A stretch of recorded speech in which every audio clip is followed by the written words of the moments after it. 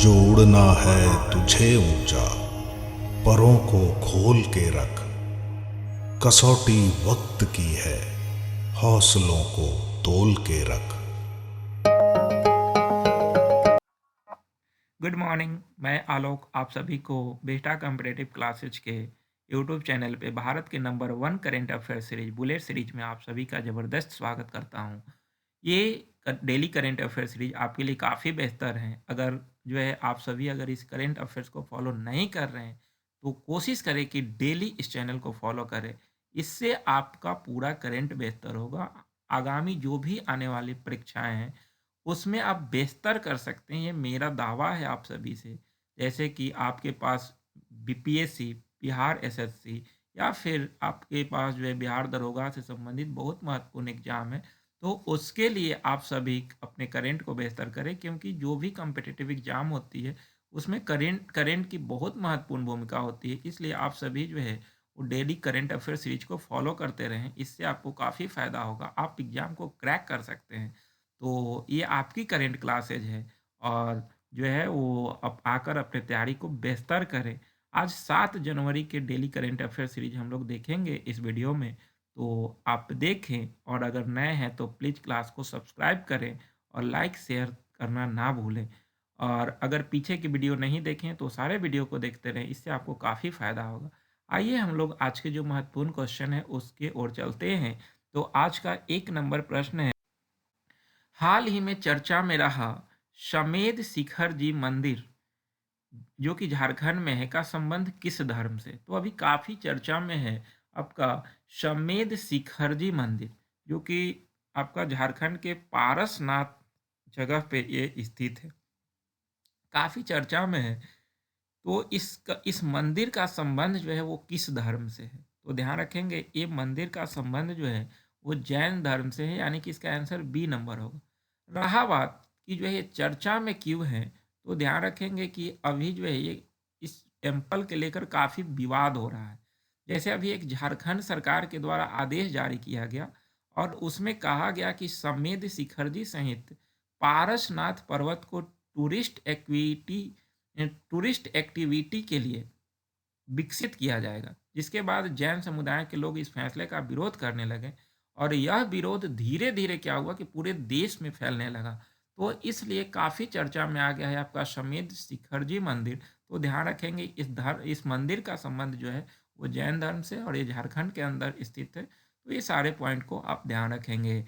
Next प्रश्न है, अभी हाल ही में बेली सस्पेंशन ब्रिज का उद्घाटन किया गया, वह किस नदी पर स्थित है? ध्यान रखें, काफी महत्वपूर्ण प्रश्न है ये कि अभी हाल ही में सस्पेंशन ब्रिज जो कि बेली सस्पेंशन ब्रिज है, इसका जो कि जम्मू कश्मीर में स्थित है और इसका उद्घाटन किया गया है देश के वर्तमान में जो रक्षा मंत्री राजनाथ सिंह है, इन्हीं के द्वारा इसका उद्घाटन किया गया। तो ये किस नदी पर स्थित है? तो ध्यान रखेंगे इसका आंसर हो जाएगा आपका चिनाब नदी, यानी कि चिनाब नदी पर ही बेली सस्पेंशन ब्रिज स्थित है और इसका उद्घाटन जो है वो राजनाथ सिंह के द्वारा किया गया है। तो और अगर बात करें तो ये ब्रिज सस्पेंशन ब्रिज यानी कि जो सस्पेंशन ब्रिज बना है बेली सस्पेंशन ब्रिज, ये डेवलप जो किया गया बनाया गया, ये आपका BRO बॉर्डर रोड ऑर्गेनाइजेशन के द्वारा इसको बनाया गया है। और सबसे बड़ी बात है कि अपने तय समय से 1 महीना पहले इस ब्रिज का निर्माण करके पूरा निर्माण कर लिया है। तो इस तरह से काफ़ी महत्वपूर्ण है, ध्यान रखेंगे आप सभी।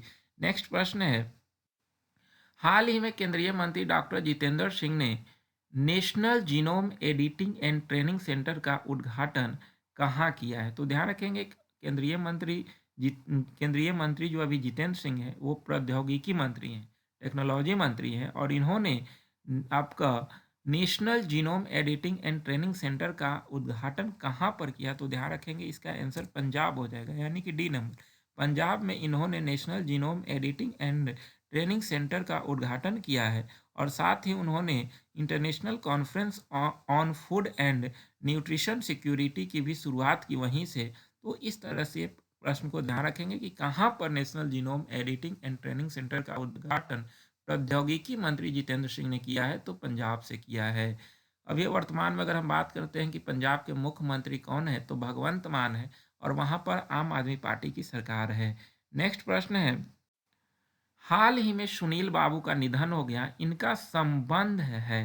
तो ध्यान रखेंगे सुनील बाबू का 50 वर्ष की आयु में निधन हो गया है और इनका संबंध जो है वो ध्यान रखेंगे कि फिल्म इंडस्ट्री से, फिल्म इंडस्ट्री से मलयालम फिल्म में ये काम कर चुके हैं। इसको ध्यान रखेंगे, इनका संबंध फिल्म से है और 50 वर्ष की अवस्था में इनका निधन हो चुका है। तो ये पॉइंट आप ध्यान रखेंगे क्योंकि कभी कभी एग्जाम में ऐसे क्वेश्चन देखने के लिए मिल जाता है कि इनका हाल ही में निधन हो गया और इनका संबंध किस क्षेत्र से रहा है।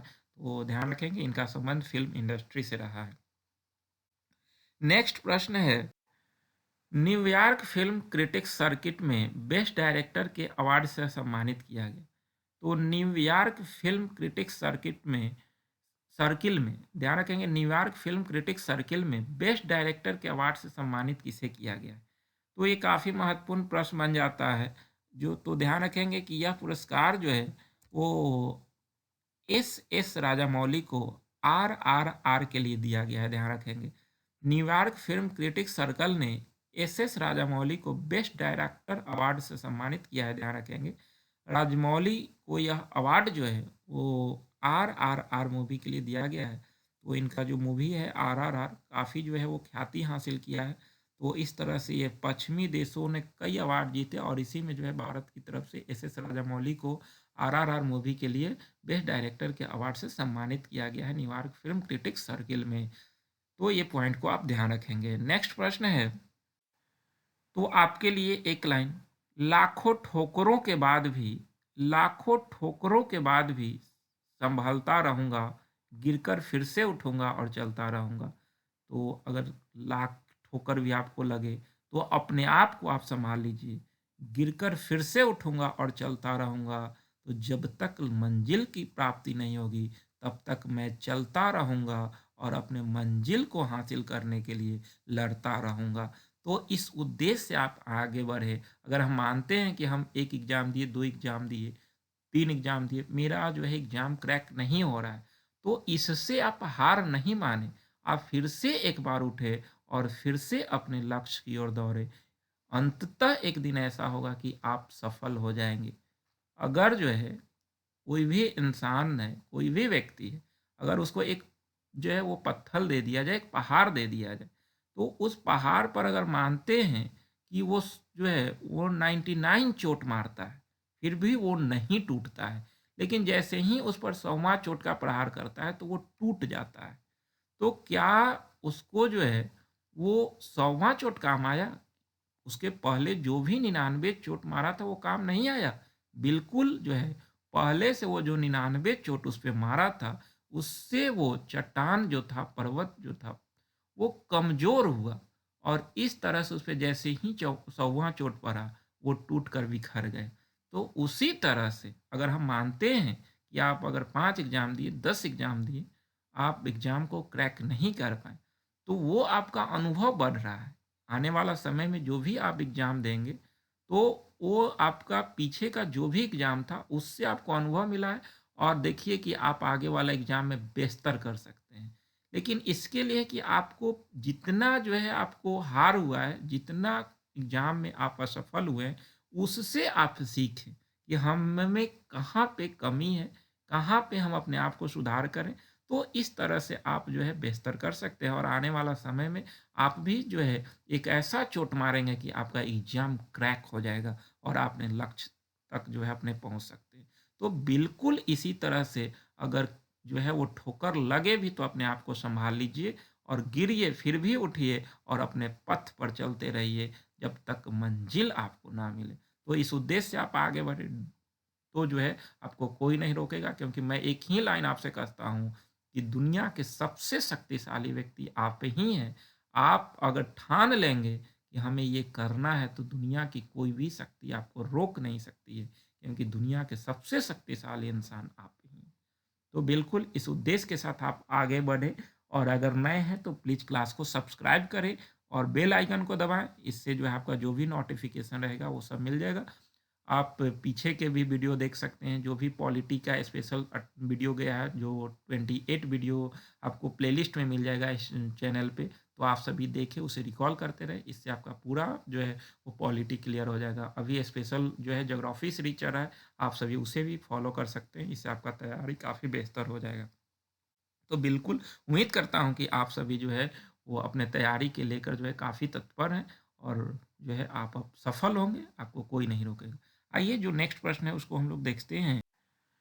अभी हाल ही में पूर्व महिला क्रिकेट कप्तान वेलिंडा क्लार्क की कांस्य प्रतिमा का अनावरण किस स्टेडियम में किया गया? तो ध्यान रखेंगे, ये भी काफ़ी महत्वपूर्ण प्रश्न है कि ऑस्ट्रेलिया की पूर्व महिला क्रिकेट कप्तान थी वेलिंडा क्लार्क, और इनका जो है एक कांस्य प्रतिमा का अनावरण जो है वो सिडनी स्टेडियम में किया गया है। ध्यान रखेंगे, सिडनी क्रिकेट ग्राउंड स्टेडियम है ऑस्ट्रेलिया में, वहीं पर जो है इनका जो है एक प्रतिमा का अनावरण किया गया है।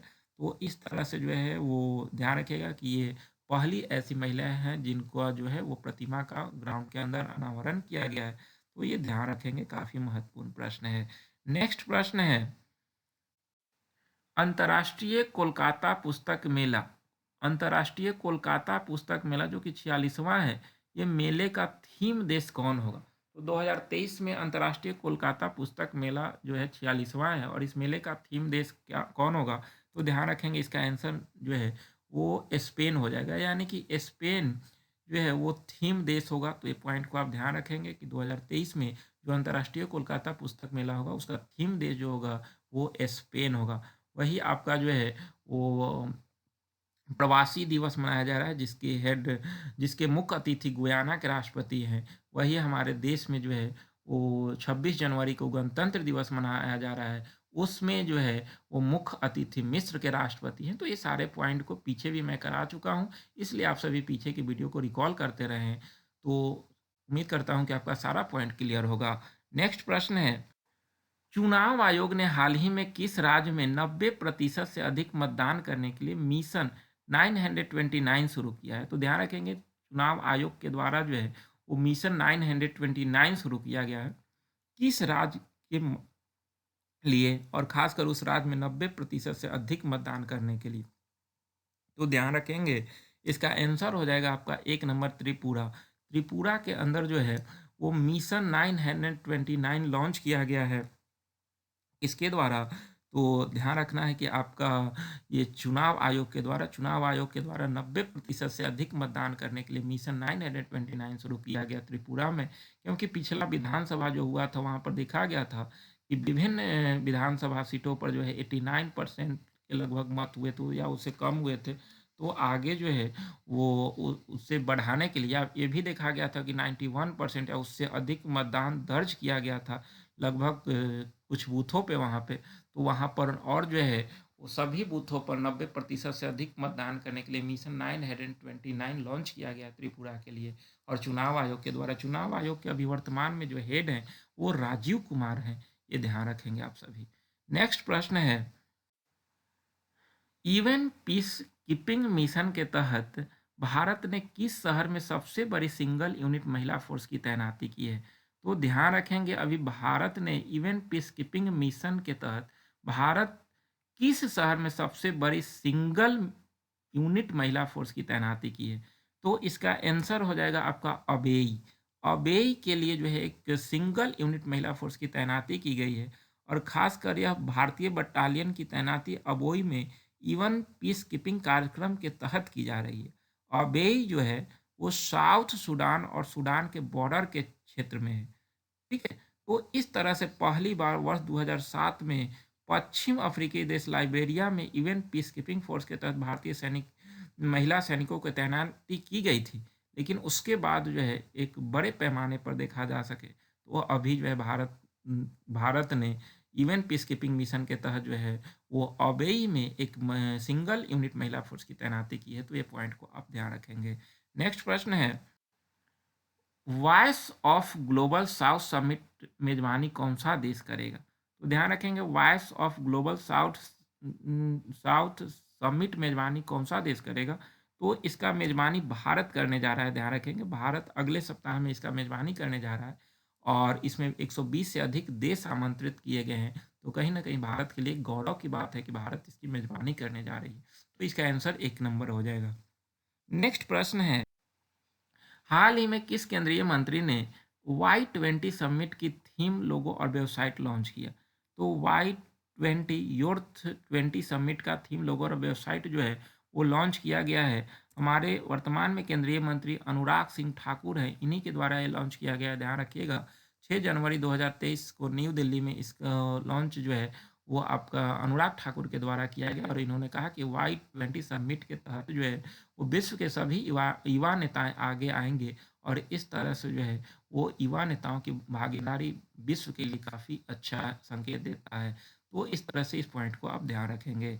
नेक्स्ट प्रश्न है, अगर हम बात करते हैं नेक्स्ट ये आपका ऑप्शन का, तो मनसुख मंडाविया जो है वो वर्तमान में देश के केंद्रीय स्वास्थ्य मंत्री है। गजेंद्र सिंह शेखावत जल मंत्री हैं।